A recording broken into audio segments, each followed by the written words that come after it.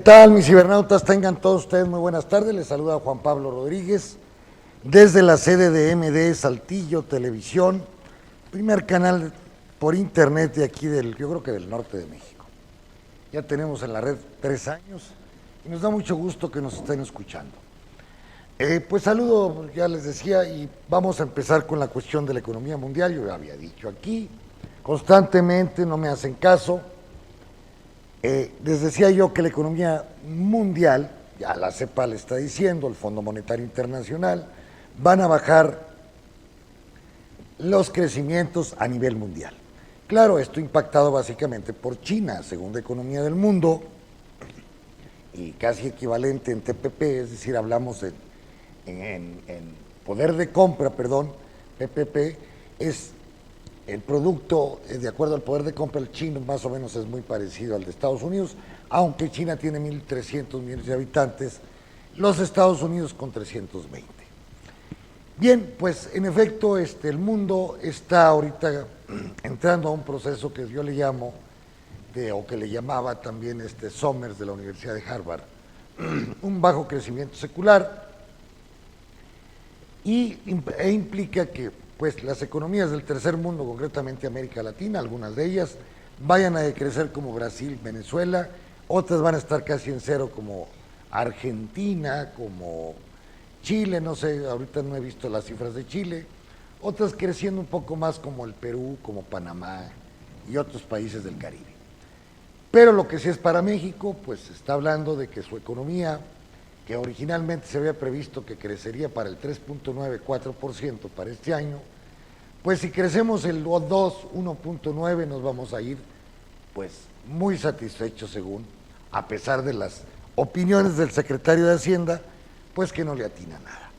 Y entonces, pues esto implica gran cantidad de jóvenes, 500,000 jóvenes sin empleo, sin capacidad de compra, sin posibilidades de futuro es decir, una esperanza hacia su propio futuro.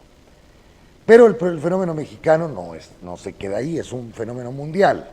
Es un fenómeno mundial que, claro, lo vemos interpretado con la baja de las acciones de China, el aumento de las devaluaciones de todas las monedas del mundo y la esperanza de los grandes capitales, es decirlo así, de que aumenten las tasas de interés. Definitivamente, como va la situación, yo creo que hasta marzo del 2016 va a aumentarse el interés a nivel mundial. Es decir, la Reserva Federal va a ir punteando todo este proceso. El Banco de México, de Brasil y de todo el mundo se va a adaptar inmediatamente a las tasas que aumente la Reserva Federal de los Estados Unidos. Mientras tanto, pues hay dinero en abundancia, las gentes están yendo con su dinero a comprar acciones, activos, y esto implica de que compren bienes raíces que se están sobreespeculando, compren acciones en la bolsa de valores.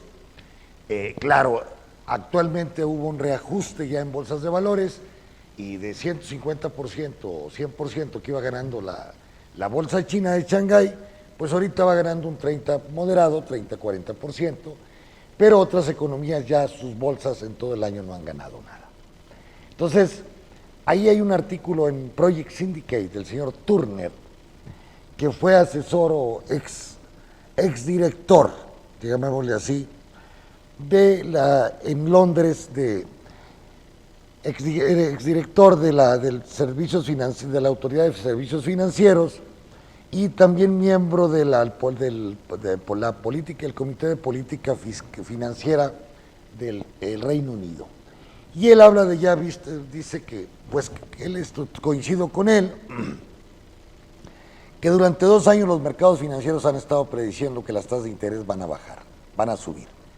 Y el problema está en que no ha pasado así. Se tenía previsto un aumento en las tasas de interés del 2% y al contrario, se está viendo un proceso de fuerzas deflacionarias que ahora están modelando la economía, como dice el señor Turner. Estamos metidos en una trampa, coincido, en la que las cargas de la deuda no bajan. Claro, al estar deflacionadas las economías o con bajo crecimiento, el valor de las deudas, sin cero inflación o 0.05 de inflación, el valor de las deudas han estado aumentando. Entonces, ¿qué es lo que pasa? Las deudas se han estado trasladando, dice se han estado trasladando del sector privado al sector público. Entonces, cuando hubo el quantity easy, tasas ceros, o ahora que hay tasas ceros de interés, la iniciativa privada, en lugar de estar invirtiendo con este dinero tan barato, pues está pagando sus deudas. Y ahora los estados que emiten ese dinero, que emiten ese dinero fácil, el quantity easy, pues son los que están absorbiendo las deudas del sector privado. Dice que el origen de este malestar radica en la creación de una deuda excesiva para financiar la inversión y construcciones inmobiliarias. Es decir, el sector privado tuvo deudas extremadamente altas, como sucedió en Japón en los años 80, que se dieron préstamos inmobiliarios que se cuadruplicaron en solamente 4 años y los precios de los terrenos se multiplicaron por 2.5. Dice, si bien unos grandes déficits fiscales, es decir, que se gasta más de lo que se ingresa, contrarrestan en parte los efectos de la supresión de la demanda efectiva de Keynes debido al desempalancamiento privado, la consecuencia inevitable fue el aumento de la deuda pública. Así, la deuda empresarial se redujo lentamente en Japón del 140% en 1990 a menos del 100% en lo actual. Pero la deuda pública japonesa, oigan esto, aumentó sin cesar y ahora supera el 230% de su Producto Interno Bruto, 2.3 lo que producen en un año. Dice, desde la crisis financiera del 2008, dice Turner, esta tónica se ha repetido en otros sitios. En Estados Unidos y varios países europeos, una creación excesiva de deuda antes del 2008 siguieron medidas de desapalancamiento privado, compensando en un principio por grandes déficits presupuestarios estatales. La proporción de deuda privada a Producto Interno Bruto acumulativa se ha reducido del 167 al 163, mínimamente, pero se ha reducido. En cambio, la deuda pública ha aumentado de casi un 80% del Producto Interno Bruto al 105% de este producto. Dice, antes la economía, antes del 2008, y esto es muy importante este párrafo para que vayan entendiendo, y coincido también con él cuando habla de esto de China. Antes del 2008, la economía de China dependía en gran medida del aumento del crédito, pero no dentro del país mismo. Más bien acumuló grandes superávits por cuenta corriente. El 10% del Producto Interno Bruto en el 2007, pues exportaban muchísimo. Los chinos tenían un superávit en cuenta corriente. Y otros sitios impulsó su economía basada en la exportación. ¿Sí? Exportaban más de lo que importaban. Así pues, el desplome de la demanda exterior a finales del 2008 amenazó el crecimiento y el empleo en China. La reacción del gobierno inmediatamente al no haber demanda externa consistió en desencadenar un auge en gran escala de la construcción de departamentos, de casas, de todo tipo, carreteras, ferrocarriles. Con lo que la inversión aumentó del 42% del Producto Interno Bruto, la inversión en México es del 20%, hablan del 42 al 48, casi al 50% en China. Y el crédito pasó del 140% del PIB a más del 220%.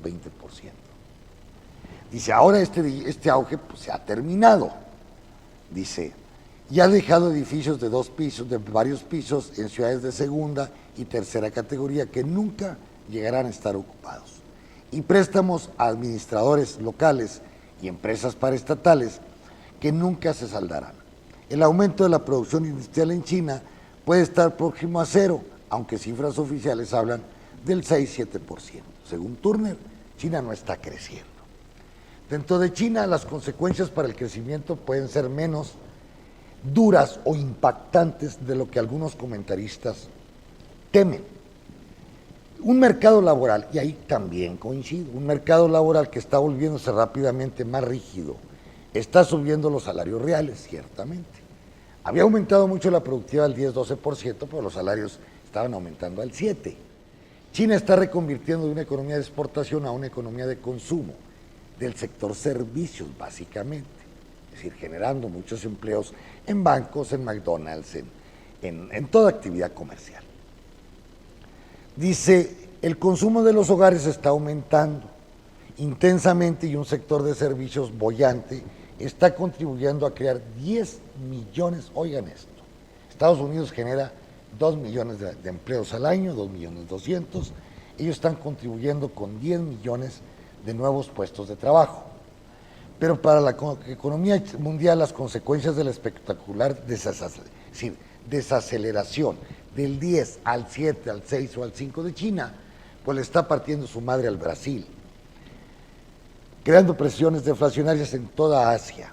La economía de Singapur registró un crecimiento negativo en el segundo trimestre. La producción industrial de Taiwán se redujo en un 5.5 porque tienen mucha actividad económica o interrelación con China. Y el mes pasado las exportaciones de Corea bajaron un 15%. El Japón estaba logrando avances limitados con miras a alcanzar su objetivo del 2% de inflación en 2016, pero actualmente con la situación china, pues el Producto Interno Bruto del Japón, que le exportaba a China, ha bajado en el segundo trimestre y en agosto la inflación básica ha sido negativa. Sí, trae un problema de deflación. A consecuencia de ellos, el Banco de Japón va a tratar de emitir más dinero de relajación cuantitativa. Es decir, van a tener que aplicar más dinero fácil. La zona euro, por otro lado, está enfrentada a un crecimiento muy mediocre, según Turner. Dice, aunque ha acumulado, como el caso de Alemania, un gran superávit, y que ya Alemania depende en gran parte de la demanda exterior, pero al sentarse la economía china, latinoamericana y todo el mundo, Alemania va a empezar a tener problemas, no solamente con lo de Volkswagen, de esta bola de ratas que falsificaron los software para medir las contaminaciones. Es decir, Volkswagen ahorita este año va a estar frito, entonces eso va a afectar al comercio exterior alemán. Pero ya venía viéndose un problema, de ahí que el señor Draghi saca la relajación cuantitativa para evitar que Europa nuevamente caiga en una deflación. Entonces, pero a pesar de todas estas relajaciones, las economías europeas no aumentan. En este momento las inversiones empresariales están caídas y los crecimientos son mínimos. Entonces los gobernadores de los bancos centrales, como Haruhiko Kuroda del Banco del Japón, Mario Draghi del Banco Central Europeo, la señora Yellen, dice que están hablando ahorita de evitar la guerra de las divisas para tener unos cambios competitivos de la moneda. Es decir, que un país no devalúe mucho porque afecta automáticamente al otro. Y en el caso que si China se sigue afectando por una devaluación tan mínima que ha tenido el yuan, entonces van a obligar al gobierno chino a devaluar aún más, pues para poder seguir participando estos con mayor intensidad en el mercado mundial. Dice que la devaluación de los tipos de interés, como en el caso de México, que se está devaluando el peso mexicano, el real brasileño, pues va a ser cero. Eso debe ser un juego de suma de cero, con la depreciación del yen y del euro equilibrada por la apreciación del dólar de Estados Unidos, que ha ascendido en más del 15% ponderado en función del comercio desde mayo del 2014. Entonces, esta apreciación de los tipos de cambio de Estados Unidos, de Gran Bretaña, están reflejando déficit en cuenta corriente superiores al 4% del PIB. Entre tanto, por ejemplo, en la Oficina de Responsabilidades Presupuestarias de la Gran Bretaña, indica que solo será posible un crecimiento sólido si el apalancamiento de los hogares, es decir, si el consumo de los hogares, que se ha reducido ligeramente desde el 2008, la demanda de los hogares por los salarios, aumenta a un nivel sin precedentes de aquí al 2020, cosa, pues solamente que pase que llegue la izquierda, el Partido Laborista Sanders, no, es Corbyn, solamente que llegue Corbyn a ser primer ministro de Gran Bretaña. De ahí que, señores, a lo que ya AMD había sacado a conclusión, vemos un problema de una trampa del crecimiento debido a las grandes deudas, no está resultando los quantity easy, y la razón fundamental es que no están aumentando los consumos fuera de China, donde el gobierno por decreto está aumentando los salarios, pero en todas las demás economías el salario está deprimido y la economía norteamericana pues irá a crecer al 2%, pero con perspectivas a menor crecimiento para el próximo año. Es decir, nos estamos hablando de un estancamiento secular en todo el sistema capitalista. Y el ejemplo más terrible, pues es Grecia, por ejemplo. Pues Grecia, con el problema que llegó Tsipras, con la esperanza, con Syriza, Tsipras, un joven que traíamos la esperanza de que diera el cambio, que se alejara de la Comunidad Económica Europea, que se alejara de los intercambios desiguales de Alemania con respecto a Grecia. Es decir, Alemania está explotando vía precios a Grecia, vía comercio internacional. Entonces dijimos, bueno, se va a separar Tsipras, se va a generar el dracma, va a devaluar tipo Argentina, va a devaluar sus deudas, va a poder inyectar inversión con quantity locales para dinamizar la economía griega, pero no sucedió así. Trataron de quedarse ahí en Grecia y ahora las consecuencias son patéticas para este país, porque como dice Varoufakis, que se lo recomiendo, hoy hay un artículo también en Project Syndicate que se llama Grecia sin ilusiones. Varoufakis, que es maestro de la Universidad de Texas, muy amigo de Galbraith, pues dice que las condiciones que le está imponiendo la Troika a Grecia son terribles y que el señor Tsipras, que todos traíamos esperanza, que él quería que se arreglara el problema de la deuda griega, que le prestaran 80,000 millones, y ya después, pero los votantes nuevamente eligieron a Tsipras, claro, no pudo obtener la mayoría, y se tuvo que aliar con los griegos independientes de la ultraderecha. Entonces, ¿qué es lo que pasa con Grecia? Pues que va a tener que, se está comprometiendo con este nuevo plan de 80,000 millones de euros que le van a prestar, que a los 600,000 agricultores, por ejemplo, de Grecia, para dar ejemplos, deberán pagar impuestos adicionales del 2014, impuestos atrasados del 2014, y pagar por adelantado más del 50% de los impuestos estimados para el 2016. Alrededor de 700 pequeños negocios, dice Varoufakis, incluidos trabajadores con salarios bajos que están obligados a operar como proveedores de servicios privados, tendrán que pagar por adelantado el 100% de sus impuestos para el año siguiente. Si les están cobrando impuestos para el año del 2016 por adelantado. Y a partir del próximo año cada comerciante tendrá un impuesto sobre el volumen del negocio. Si vendieron 100,000 pesos, va a pagar el comerciante el 26,000 pesos si vendió 100,000. Y además deberán adelantar en 2016 un 75% de sus impuestos del 2017. Es decir, van a pagar los impuestos por adelantado. Entonces, estas subidas grotescas de impuestos, como dice Varoufakis, obligados por la Troika y el gobierno de Tsipras, también se compromete el gobierno de Tsipras a recortar las pensiones y liquidar los activos públicos. Es decir, vender empresas paraestatales, vender puertos, vender aeropuertos, y que ha provocado que en Grecia pues haya una avalancha de protestas. Dice que Tsipras finalmente está haciendo dos líneas de ataque económico. Por un lado, obedeciendo a la Troika con todas estas condiciones que ya les dije, y por el otro lado, supuestamente,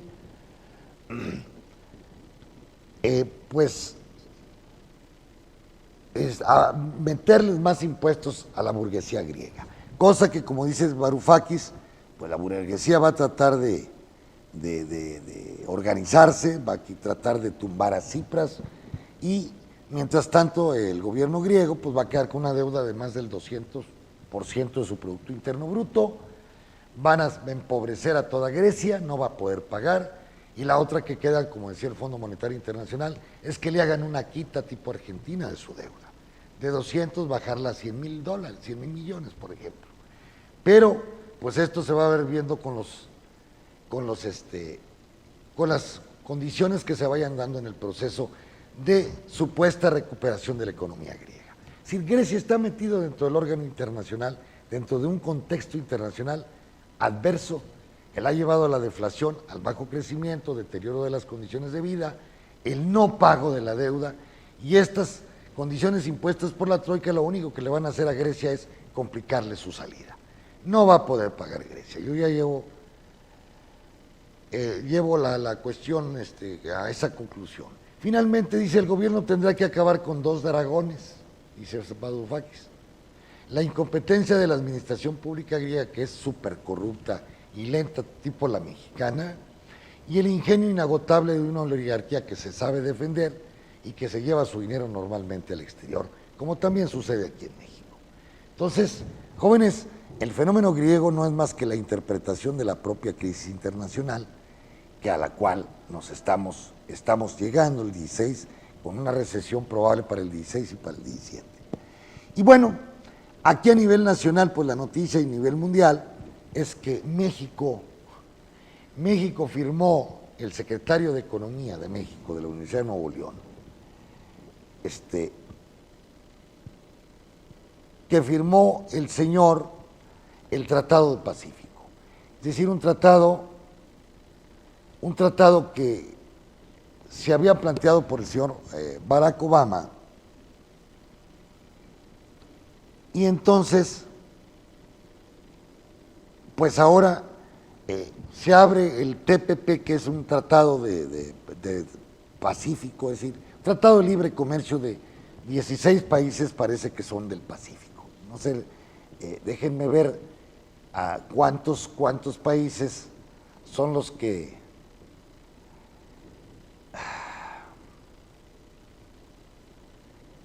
están ahora con lo del TPP, pero bueno, vamos a hablar países como Canadá, Estados Unidos, Australia, Nueva Zelanda, todo lo que es la cuenca del Pacífico, excepción de China, porque el señor Obama dice que van a tener que ellos, pues la idea es mermar la economía china y que no siga teniendo una influencia dentro de la economía del Pacífico.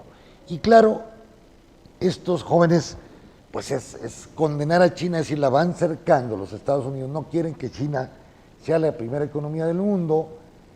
¿Por qué? Porque le tienen miedo. Ahí está la gran fábrica del mundo en China y esto para ellos es bien complicado. Ahora, ¿qué significa toda esta, como les decía, este nuevo tratado de libre comercio? Primero, que está en condiciones terribles para los países que se están incorporando, dominado básicamente por las empresas transnacionales. Precisamente en Project Syndicate también hay un escrito del señor Stiglitz, en donde el señor Stiglitz pues protesta y no está de acuerdo en que Estados Unidos vaya hacia el Tratado de Libre Comercio con el Pacífico. ¿Por qué? Porque dice el señor Stiglitz, la realidad es que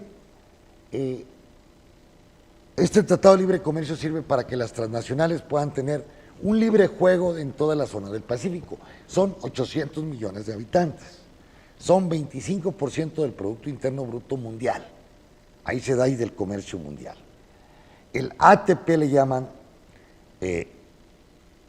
y aparte, dice Stiglitz, nunca se nos dio a conocer todo el texto completo del famoso ATP, Tratado del Pacífico. Entonces, ¿qué es las características que sacó en Stiglitz? Me acuerdo, yo lo dije aquí en este programa. El problema es que México se está metiendo en un broncón porque organismos multinacionales, multilaterales, como el caso del Tratado de Libre Comercio con América del Norte, si hay una controversia constitucional, no se van a ir a nivel nacional las controversias. Pensemos, que el arroz de Vietnam esté destruyendo a los productores de arroz nacionales, los va a deshacer, no hay duda. El secretario, a lo pendejo, el secretario de Economía no ha dimensionado todos los elementos que pueden venir con esta firma. Si México dice, no, yo ya no le entro, entonces va a ir a tribunales internacionales, no los tribunales nacionales, que son controlados básicamente por las empresas transnacionales. ¿Y qué va a pasar con este Tratado de Libre Comercio? Bueno, de ATP. A los manzaneros ahí les va, de Chihuahua, de Coahuila, de Puebla, Veracruz. Se los va a llevar la chingada. ¿Por qué? Porque los neozelandeses producen baratísimas humanas. Son regiones naturales, tipo las de Chile, y van a invadir el mercado de Asia de manzanas, por dar un ejemplo. La leche en polvo. ¿Qué va a pasar con la lala y las vamos a decir, las productoras de leche nacionales como San Marcos, como La Lala, como Alpura, pues sencillamente que allá, en lugar de sacar agua de los pozos de 300 metros que tiene la laguna para regar la alfalfa, para regar el sorgo, el maíz, en Nueva Zelanda hay condiciones naturales para la creación, para el crecimiento de la vaca y la producción lechera. Entonces Nueva Zelanda tiene un mundo, y también parte de Australia, un mundo de producción de leche que va a exportar hacia los países concretamente de la zona del Pacífico. Ahí el afectado va a ser los productores del ALA y los productores lecheros nacionales. No hay duda. Y que si la ALA no está de acuerdo, pues se va a tribunales internacionales. Las semillas, Monsanto y todas estas que producen las transgénicas, por ejemplo. Si ustedes usan una semilla transgénica ya en la zona del Pacífico, ahora Monsanto, ustedes al haber firmado el convenio, ya tienen que pagarle una patente, le tienen que pagar una renta, vamos, dinero por utilizar la semilla de Monsanto. Y así nos vamos, y lo más grave, los medicamentos. Qué bueno que China e India no estén firmando esto, aunque no sé si China, déjenme ver, dice que van a meter a iguales a aquellos que son desiguales. Van a meter en igualdad de circunstancias a un país ricos como Australia, Estados Unidos y Canadá contra los más jodidos como Vietnam. Entonces, pues esto es muy grave. ¿Quiénes son los que están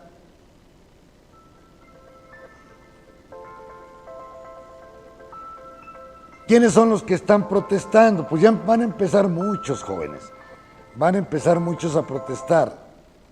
¿Por qué? Porque están metiendo en un broncón a una serie de ramas de la actividad económica mexicana. Ya hablé de la manzana, hablé del arroz que produce Vietnam, Tailandia, Birmania. Nos hacen pedazos en la producción de arroz. Es decir, poca protección para los productores nacionales. Otro elemento, los medicamentos.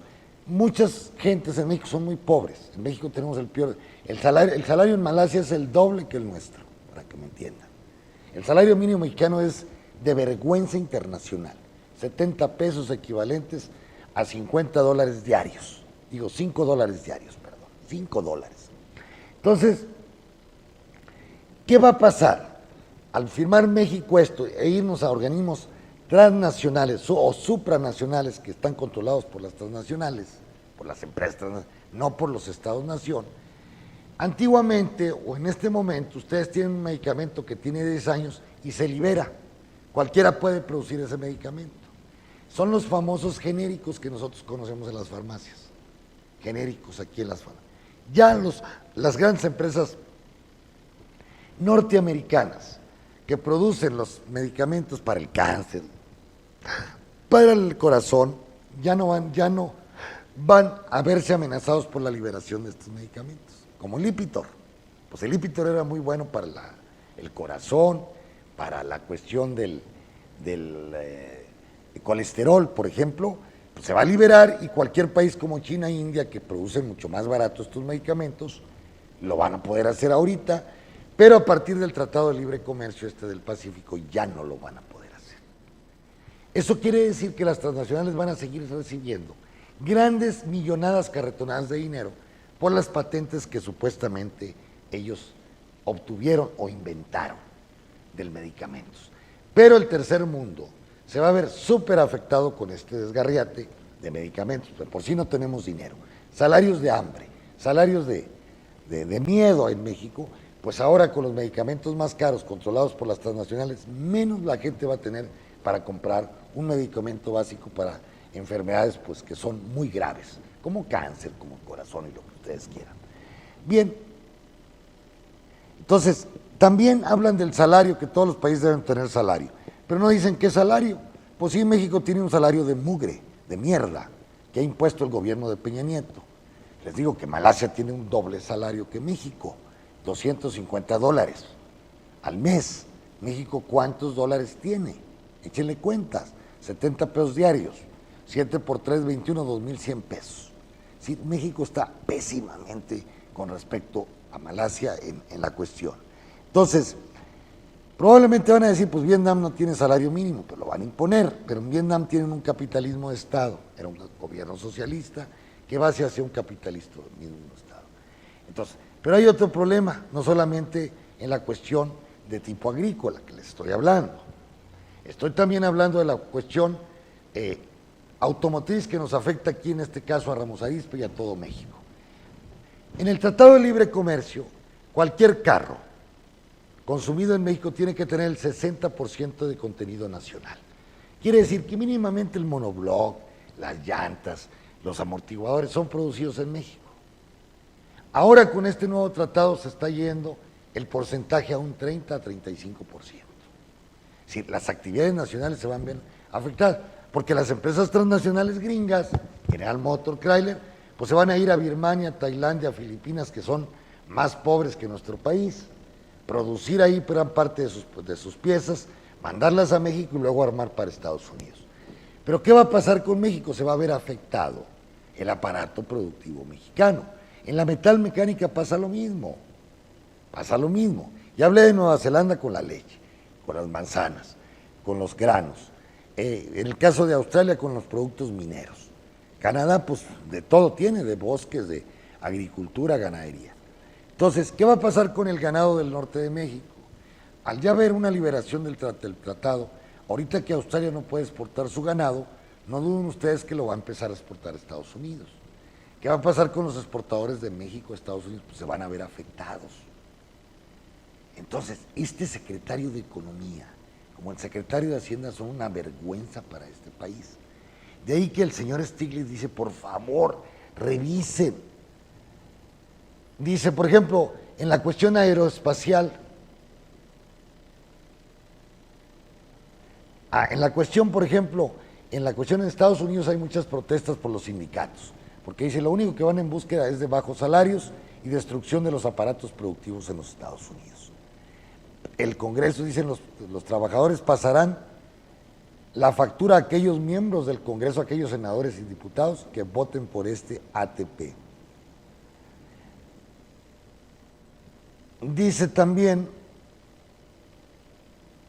pero aquí hay otra opinión, porque están en contra de Barack Obama, Tom Buffenberg, de la Asociación de Maquinistas y Trabajadores Aeroespaciales, hablo de alta tecnología, dijo que esta es una propuesta muy seria y peligrosa, y quienes estén dispuestos a aceptar otro pacto comercial como el NAFTA, pensando que es bueno para el país, serán blanco de nuestros esfuerzos para desbancarlos. Es decir, ya en Estados Unidos empiezan a amenazar a los diputados y senadores que aprueben este Tratado de Libre Comercio en la cuenca del Pacífico. Entonces, pues en el caso de México, yo sí pediría a los senadores y diputados que se pongan buzos caperuzos y empiecen a desmenuzar las características, por ejemplo, de las tarifas que se van a aplicar en la cuestión agrícola, en la cuestión industrial, en la cuestión manufacturera, porque puede afectar muy seriamente a la actividad productiva del país. Ya estamos hablando de cosas muy serias, y como decía el señor Stiglitz, pues él vino a México, hizo un llamado a todo el gobierno mexicano, a este idiota del secretario de Economía que no entiende, le dijo, tengan mucho cuidado con el Tratado del Pacífico, porque realmente es el tratado de las grandes empresas transnacionales, no es un tratado que defienda los intereses del pueblo mexicano. Entonces dice,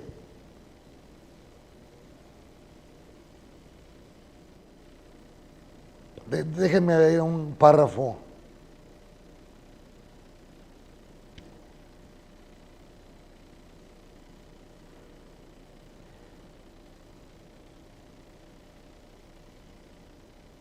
Por ejemplo, dice aquí, hablan del tabaco que no está incluido. Si hay, por ejemplo, algún país protesta que dice, no, yo quiero ponerle a las cajetillas que el tabaco es cancerígeno y todo, y en el TPP no está especificado ese tipo de condiciones para la salud, puede haber una acusación de las empresas transnacionales al país de origen, al país que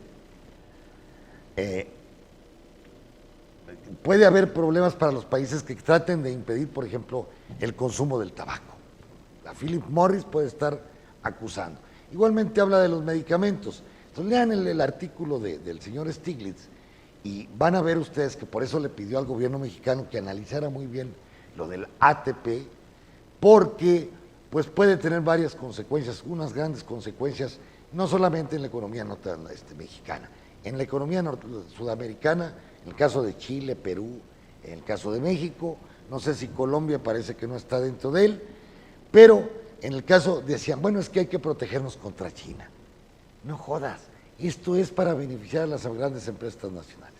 Ya en Estados Unidos, pues están protestando, por ejemplo, Nueva Zelanda, yo hablaba de la leche, ha amenazado con retirarse del acuerdo debido a la forma en que Canadá y Estados Unidos administran el comercio de productos lácteos.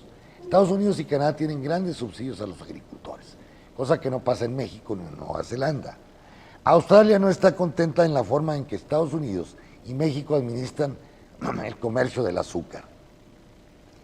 Y Estados Unidos no está contento con la forma en que Japón administra el comercio del arroz. En Japón casi hasta hay un 300% del valor de lo que vale un kilo de arroz, el gobierno lo subsidia, porque no quiere que se deje de producir arroz en el Japón. Dice, para empezar, consideré lo que haría el acuerdo en cuanto a ampliar los derechos de propiedad intelectual de las grandes compañías farmacéuticas. Tal como nos dimos la cuenta al leer versiones del texto de negociación que se filtraron al exterior, la investigación económica muestra claramente las razones por las que tales derechos de propiedad intelectual, cuando un medicamento alguien lo descubre, a los 10, 15 o 20 años, ya la patente se libera, cualquiera la puede utilizar, hoy no.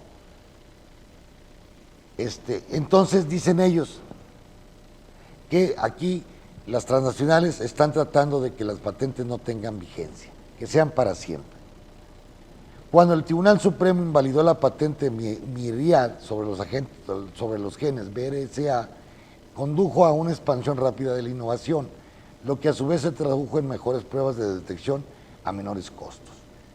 Ciertamente, las disposiciones del TPP van a restringir la competencia abierta y elevarán los precios de los farmacéuticos a nivel mundial. Esto se constituye un anatema para el libre comercio. Para Stiglitz, en lugar de promover el libre comercio, no debería sorprender, dice Stiglitz, a nadie que los acuerdos internacionales de Estados Unidos produzcan comercio administrado en lugar de libre comercio. Eso es lo que sucede cuando se cierra el acceso al proceso de formulación de políticas a las partes interesadas no empresariales, sin tener que mencionar a los congresistas, quienes son los representantes elegidos por los ciudadanos. Desgraciadamente, señor Stiglitz, todos estos congresistas de Estados Unidos, pues les encanta recibir dinero de las empresas transnacionales para sus campañas. Pues así está, México va como gato al bofe, a lo pendejo, a la firma de este tratado, sin ver todavía las características correspondientes que nos pueden afectar en todas las ramas de la actividad económica. Entonces yo pediría a los diputados y senadores, sobre todo a los de Morena, que acaban de entrar, que traen ganas, que son los más honestos. Bueno, revisen el Tratado de Libre Comercio porque nos va a dar una partida de la madre en la carne, en la leche, en el arroz, en el trigo, pues con Canadá bueno, ya estamos importando gran cantidad de trigo y maíz, pero también va a estar en la industria manufacturera con el 30% de componentes, o en la industria aeroespacial, o en la industria de metal mecánica. Japón nos va a hacer pedazos y Corea. Entonces, por favor, en una crisis lo primero que se tiene que defender son las actividades económicas nacionales. Y al parecer, bueno, a Peña Nieto le ha valido madre este país, ya perdió la vergüenza. A su secretario de Hacienda y ahora de Economía también les vale madre. Y esto es muy peligroso para ahora que la izquierda pueda tomar el poder en el 2018. Nos van a dejar una economía hecha pedazos, endeudada, deprimida, muerta de hambre, con salarios de mierda. Eso es lo que quieren, para que si ahora sí, izquierda, ocúpate con la gran deuda que hay de pensiones y total y resuelve el problema. Pues no, debemos evitarlos desde este momento, presionar para que los diputados del PAN y PRI, que les acostumbra a hacer pendejadas a diestra y siniestra, y ahora acompañados por el PRD, pues traten de que, por lo menos de revisar lo que dice el Tratado de Libre Comercio para el Asia. Bien, jóvenes, déjenme ver cómo andan las bolsas, porque pues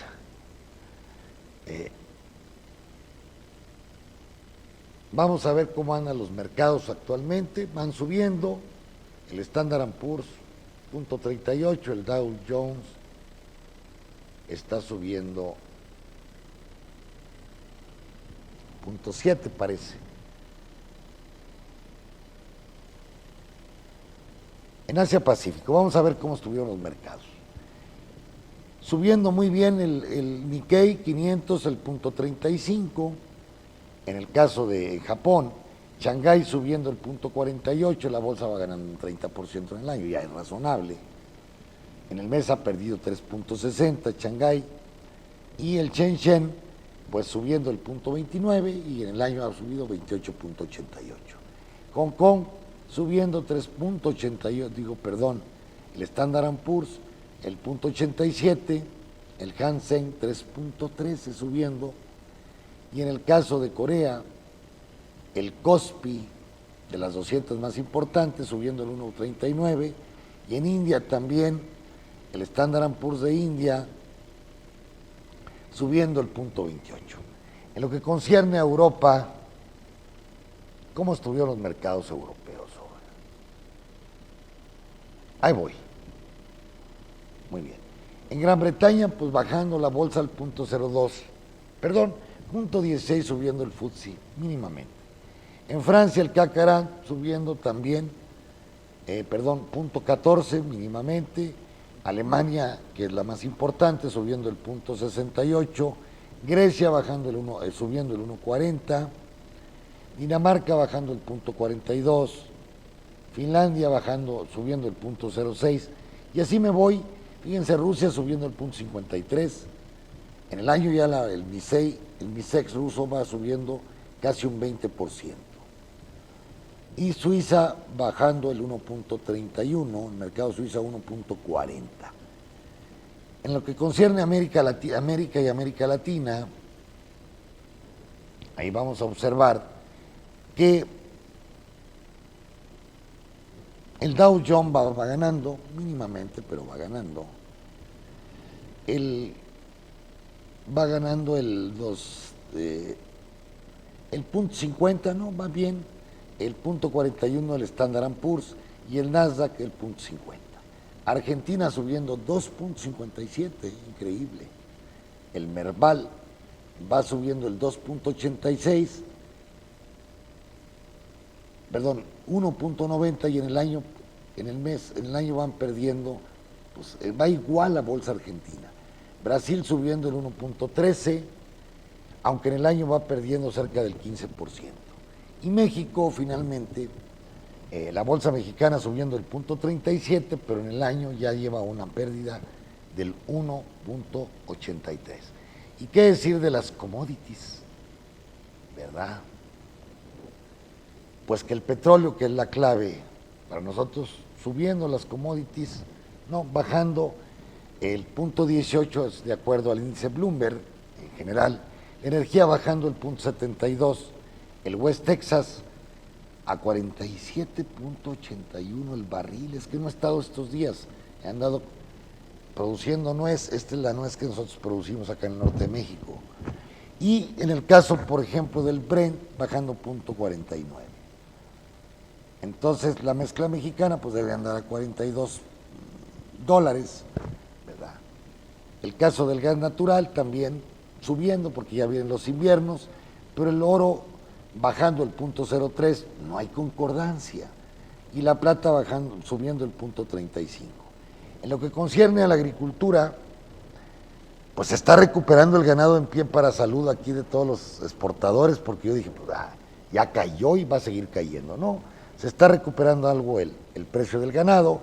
En cambio el maíz va bajando el 0.63, el trigo el 1.81 y el algodón el 0.05. El ganado en pie llega a 1.36, la vaca en Chicago, ¿verdad? Subiendo el 2.21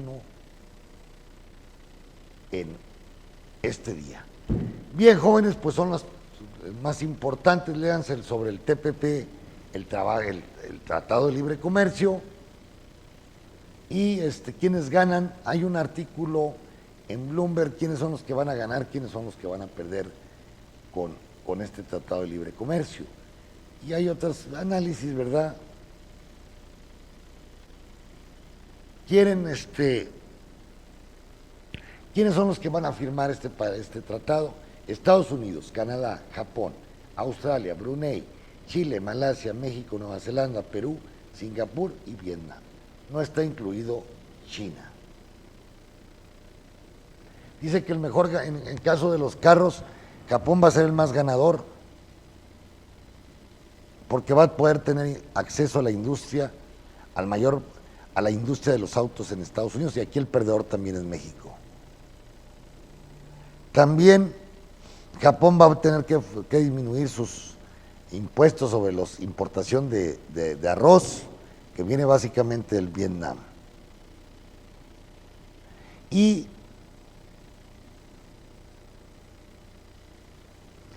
pues los livestock, es decir, los criadores de ganado, van a ser golpeados. Pues también tienen que bajar los impuestos. Total, aquí vienen en Bloomberg todo lo que está perdiendo Australia, todo lo que gana. Por ejemplo, Australia va a tener acceso al mercado del azúcar, van a tener acceso al mercado de los alimentos del mar, y también Australia y Nueva Zelanda van a presionar a Estados Unidos para la cuestión de los medicamentos. Bueno, lean este artículo que también está en Bloomberg sobre las consecuencias positivas y negativas para los países que van a firmar este tratado de libre comercio. Déjenme ver qué dice para México. No parece México, solamente Nueva Zelanda, China y Malasia y esas cosas. Bien, jóvenes, pásenla muy bien. Nos vemos aquí el viernes a la 1:30 de la tarde. Se despide de ustedes su amigo Juan Pablo Rodríguez, y no dejen de leer todas estas cosas, porque va muy dinámico el mundo. Y también que el gobierno mexicano no nos haga tontos a todos, diciéndonos que ya nos vamos a hacer un país del primer mundo. Lo mismo nos dijo Salinas de Gortari con el Tratado de Libre Comercio de Norteamérica. Y lo único que tenemos es una jodidencia generalizada por todo el país. Así puede pasar también con este Tratado del Pacífico, que se acaba de firmar por parte del secretario de Economía, y que ahora lo van a tener que revisar concienzudamente por los diputados, los senadores básicamente, que se encargan de las relaciones internacionales. Gracias por su presencia y nos vemos el próximo viernes. Gracias. Perspectivas económicas, el análisis objetivo de las finanzas al instante con el doctor Juan Pablo Rodríguez.